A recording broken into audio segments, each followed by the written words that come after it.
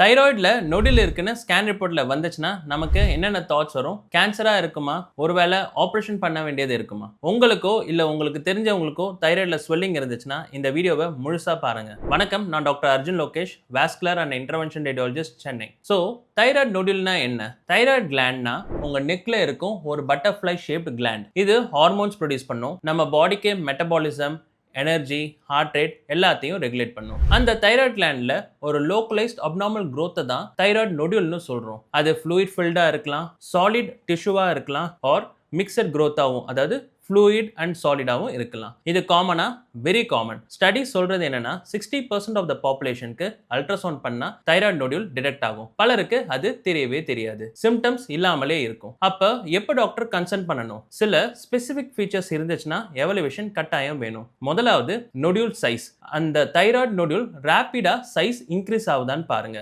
ரெண்டாவது வாய்ஸ்ல சேஞ்ச் வந்தா, ஹார்ஸ்னஸ் ஆஃப் த வாய்ஸ்னு நம்ம மெடிக்கல் டேர்ம்ஸ்ல சொல்லுவோம். மூணாவது ஸ்வாலோயிங், அதாவது முழுங்குறதுல ஏதாவது டிஃபிகல்ட்டி வந்துச்சுன்னா. நாலாவது நெக்ல எங்கேயாவது லிம்ஃப் நோட்ஸ் ஃபீல் ஆகுச்சுன்னா. ஐந்தாவது அல்ட்ராசவுண்ட்ல சஸ்பிஷியஸ் ஃபீச்சர்ஸ் இருக்குன்னா, such as irregular margins, micro calcifications, increased vascularityன்னு நாங்கள் ரேடியாலஜிக்கல் டேர்ம்ஸில் சொல்லுவோம். இந்த ஸ்பெசிஃபிக் சஸ்பிஷியஸ் அல்ட்ராசவுண்ட் ஃபீச்சர்ஸ் இல்லைன்னா பெரும்பாலும் கட்டி பினைன் தான். ஸோ ப்ராப்பர் எவலுவேஷன் பாத்வே எப்படி போகும்? ஸ்டெப் 1 அல்ட்ராசவுண்ட் தான். தைராய்டு நொடியூலோட சைஸ், கேரக்டர், சஸ்பிஷியஸ் ஃபீச்சர்ஸ் எல்லாமே அசஸ் பண்ணுவோம். Step 2 TIRADS scoring. ரேடியாலஜிஸ்ட் அந்த நொடியூலுக்கு ஒரு ரிஸ்க் கேட்டகரி அசைன் பண்ணுவார். அந்த ரிஸ்க் கேட்டகரி என்னன்னா low risk, intermediate risk, high ரிஸ்க்னு ஒரு கேட்டகரி அசைன் பண்ணுவோம். அடுத்த ஸ்டெப் என்னன்னா FNAC. According to the risk category FNAC பண்ணலாமா வேணாமா நம்ம முடிவு பண்ணுவோம். FNACனா ஃபைன் நீடில் ஆஸ்பிரேஷன் சைட்டாலஜி. ஒரு மெலிசான நீடில் கொண்டு அல்ட்ராசவுண்ட் கைடன்ஸ்ல செல்ஸ் எடுப்போம் தைராய்டு நொடியூல்ல இருந்து. அதுக்கப்புறம் அதை லேப்ல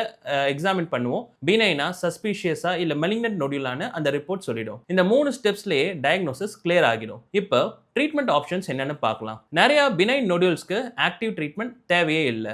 ஆனால் சில சிச்சுவேஷன்ஸில் ட்ரீட்மெண்ட் கண்டிப்பாக தேவைப்படும். நொடியூல் சைஸ் பெருசாகி நெக்கில் காஸ்மெட்டிக் ப்ராப்ளம் ஆகுச்சுன்னா, ப்ரெஷர் சிம்டம்ஸ் வருதுன்னா, அதாவது ஸ்வாலோவிங், ப்ரீத்திங்கில் ஏதாவது டிஃபிகல்ட்டி இருந்துச்சுன்னா, ஹைப்பர் ஃபங்க்ஷனிங் நொடியூல், அதாவது எக்ஸஸாக தைராய்டு ஹார்மோன்ஸ் சுரக்குதுன்னா, இந்த சிச்சுவேஷன்ஸில் ட்ரெடிஷ்னல் அப்ரோச் என்னன்னா சர்ஜரி. தைராய்டெக்டமின்னு சொல்லுவோம். பார்ஷியல் தைராய்டெக்டமி ஆர் டோட்டல் தைராய்டெக்டமியாவோ நம்ம கிளாண்டை ரிமூவ் பண்ணுவோம். ஆனால் சர்ஜரிலையும் சில ரிஸ்க்ஸ் இருக்கு. அதாவது வாய்ஸ் சேஞ்ச் இருக்கலாம் சர்ஜரிக்கு அப்புறம், பேராதைராய்டு கிளாண்ட் டேமேஜ் இருக்கலாம், லைஃப் லாங் ஹார்மோன் ரிப்ளேஸ்மெண்ட் தேவைப்படலாம். இந்த ரிஸ்க்ஸை அவாய்ட் பண்ண முடியுமா? முடியும். இங்கே தான் இன்டர்வென்ஷன் ரேடியாலஜியோட ரோல் வருது. இன்டர்வென்ஷன் ரேடியாலஜியில் தைராய்டு நொடியூல்ஸ்க்கு 2 ப்ரொசீஜர்ஸ் பண்ணுவோம். ஒன்று ரேடியோ ஃப்ரீக்வன்சி அப்ளேஷன், இன்னொன்று தைராய்டு ஆர்டரி எம்பலைசேஷன். இந்த ரெண்டுமே ப்ரூவன் வெல் எஸ்டாப்ளிஷ்ட் ப்ரொசீஜர்ஸ். RFAல என்ன பண்றோம்னா, அல்ட்ராசவுண்ட் கைடன்ஸ்ல ரியல் டைம்ல இமேஜை பார்த்துக்கிட்டே ஒரு தின் எலக்ட்ரோ நீடில் ஸ்கின் வழியா லோக்கல் அனஸ்தீஷியா மறுத்து போற ஊசி கொடுத்த அப்புறம் டைரக்டா நொடியூல்குள்ள செலுத்துவோம். அந்த needle டிப்ல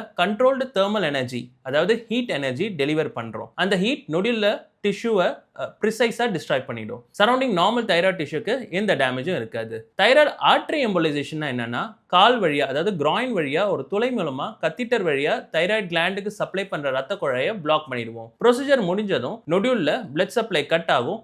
weeks to மந்த்ஸ்ல gradually shrink ஆகும். சில கேசஸ்ல 70 to 80% வால்யூம் ரெடக்ஷன் கிடைக்கும். சர்ஜரியோட கம்பேர் பண்ணா ஸ்கார் இல்ல, தைராய்டு ஃபங்க்ஷன் ப்ரிசர்வ் ஆகும், வாய்ஸ் சேஞ்ச் ரிஸ்க் மிகவும் குறைவு. Day care procedure same day வீட்டுக்கு போகலாம். பெரும்பாலும் லோக்கல் அனஸ்தீஷியாவிலே பண்ணிடலாம். இந்த 2 ப்ரொசீஜர்ஸும் எல்லாருக்கும் சூட்டபிளானா கிடையாது. ஐடியல் கேண்டிடேட்ஸ் யாருன்னா, FNACல பினைன் நொடியூல்ஸ்னு கன்ஃபார்ம் ஆகணும். சிம்டமேட்டிக்கா பேஷண்ட்ஸ் இருக்கணும். அது ப்ரெஷர் சிம்டம்ஸா இருக்கலாம், இல்ல காஸ்மெட்டிக் கன்சர்ன்ஸா இருக்கலாம். சர்ஜரி அவாய்ட் பண்ணணும்னு நினைக்கிற பேஷண்ட்ஸ்க்கு இந்த ப்ரொசீஜருக்கு ஐடியல். இந்த ப்ரொசீஜர்ஸ் மலிக்னன்ட் நொடியூல்ஸ்க்கு கண்டிப்பா இண்டிகேட்டட் இல்லை. ஒரு இம்பார்ட்டன்ட் விஷயத்தை நம்ம புரிஞ்சுக்கணும். Thyroid nodule is not equal to cancer. பெரும்பாலும் அது பினைன் கட்டி தான். பட் ப்ராப்பர் எவாலுவேஷன் கண்டிப்பா தேவை. பினைன் நொடியூலுக்கு சர்ஜரி இஸ் அவுடேட்டட். இப்ப நான் சர்ஜிக்கல் ஆப்ஷன்ஸ் நிறைய வந்துடுச்சு. And they are proven options. உங்களுக்கோ இல்ல உங்க ஃபேமிலி மெம்பர்ஸ்க்கோ தைராய்டு நொடியூல் டயக்னோஸ் ஆச்சுன்னா பேனிக் ஆகாதீங்க.